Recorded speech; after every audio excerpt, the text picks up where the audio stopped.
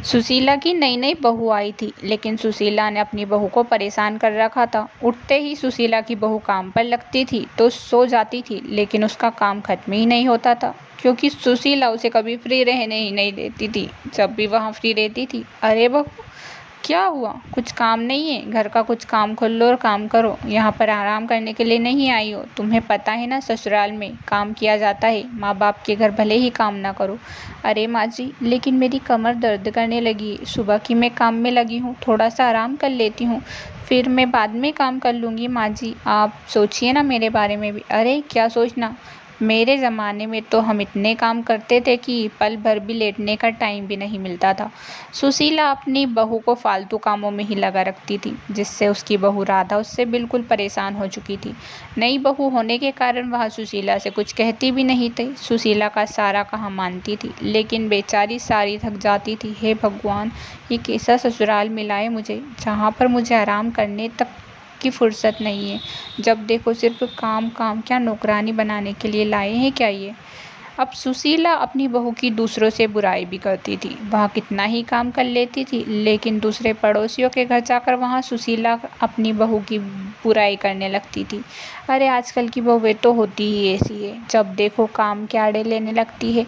मेरी बहू को ही देख लो, लेकिन मैं तो अपनी बहू से काम करवाती हूँ, भले कुछ भी हो जाए। यहाँ पर किस लिए आई है? आराम करने के लिए थोड़ी आई है। हाँ हाँ, अब तो मैं मेरी बहू को भी सोने भी नहीं देती। अगर वो सोने लग जाए तो फिर मेरा काम ही नहीं करे और खुद आराम फरमाए। महारानी, हाँ आजकल की महारानियाँ ऐसी ही होती है, क्या कर सकते हैं। समय भी इतना चला जाता है। एक दिन राधा अपने पति से भी यहाँ बात कहती है, लेकिन उसका पति उसकी एक नहीं सुनता।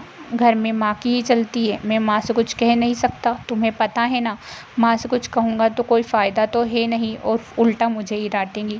लेकिन माँ जी को मेरी ज़रा सी भी दया नहीं आती। मैं सुबह 4 बजे से उठती हूँ, सोने भी 10 बजे आती हूँ, फिर भी काम काम काम। अरे क्या कर सकते हैं, अब वो काम करती थी उस ज़माने में, तो वो यही चाहती है कि तुम भी यही काम करो।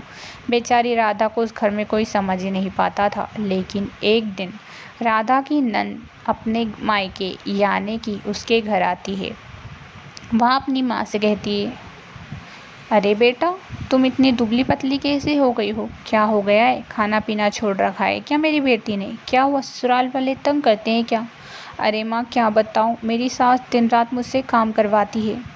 दिन भर काम काम काम, उठती हूँ सो ही जाती हूँ, लेकिन वह मुझसे काम करवाना बंद नहीं करती थी और कहती है काम करो काम करो। मैं तो परेशान हो चुकी हूँ। अरे बेटा, ऐसी कैसी सास है जो तुम्हारी जरा सी भी दया नहीं लेती? उसे तुम्हारी दया नहीं आती? क्या कोई भी इंसान पत्थर का थोड़ी होता है?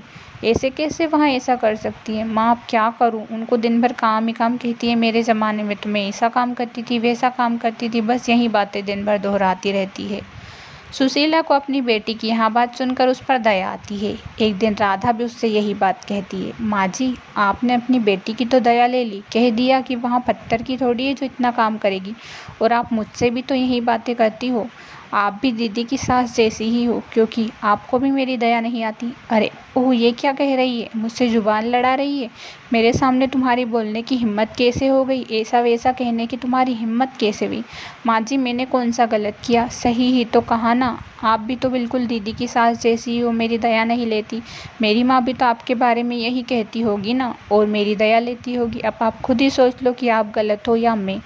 हाँ बहू, तूने कहा तो सही, मुझे माफ़ कर दे। आज के बाद से मैं ऐसा कभी नहीं करूँगी। अब मुझे अपनी गलती का अफसोस हो गया है बहू। मैं अब से तुझसे इतना काम नहीं करवाऊँगी। अब सुशीला सुधर जाती है, क्योंकि बेटी के साथ जिस तरह हुआ वहाँ भी अपनी बहू के साथ करती है, लेकिन बेटी की कहानी